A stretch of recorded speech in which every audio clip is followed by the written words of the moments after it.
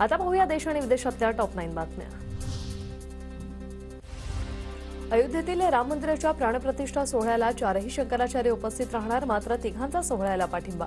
उत्तराखंडमधल्या ज्योतिषपीठाचे शंकराचार्य स्वामी अविमुक्तेश्वरानंद सरस्वती यांनी प्राणप्रतिष्ठा सोहळ्याच्या विरोधात घेतली भूमिका।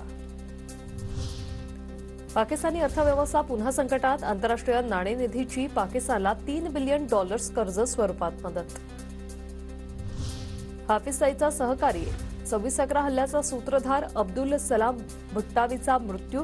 संयुक्त राष्ट्रांच्या संकेतस्थळावर एक प्रसिद्धीपत्रक जारी। त्यानुसार भुट्टावीचा पाकिस्तानच्या पंजाब प्रांतातील मुरीदके शहरातील तुरुंगात मृत्यू झाल्याची माहिती। उत्तर पूर्व भारतात दाट धुक्याने रस्ते रेल्वे वाहतुकीवर परिणाम। धुक्यामुळे दिल्लीकडे जाणाऱ्या 24 रेल्वेगाड्या उशिराने धावत असल्याची माहिती। 2035 पर्यंत अंतराळ स्थानक उभारणार इस्रोचे प्रमुख एस सोमनाथ यांनी सांगितला पुढील 15 वर्षांचा संकल्प।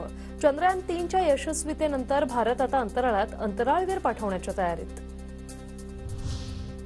आंतरराष्ट्रीय न्यायालयामध्ये इस्रायल विरुद्ध खटला सुरू। नेदरलँडमधील हेग येथील आंतरराष्ट्रीय न्यायालयात इस्रायल विरुद्धच्या खटल्याची सुनावणी सुरू। पॅलेस्टाईनच्या बाजूने दक्षिण आफ्रिकेकडून खटला दाखल।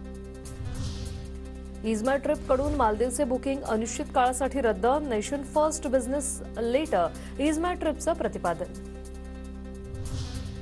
निपा व्हायरसच्या संभाव्य पहिल्या लसीची मानवी चाचणी सुरू। 18 ते 55 वयोगटातील 52 सहभागींवर लसीची चाचणी। राजस्थानसह 4 राज्यात थंडीच्या लाटेचा इशारा। राजस्थानच्या सिकरमध्ये तापमान 0 अंशाच्याही खाली। उत्तराखंड हिमाचलमध्ये हिमवृष्टीची शक्यता।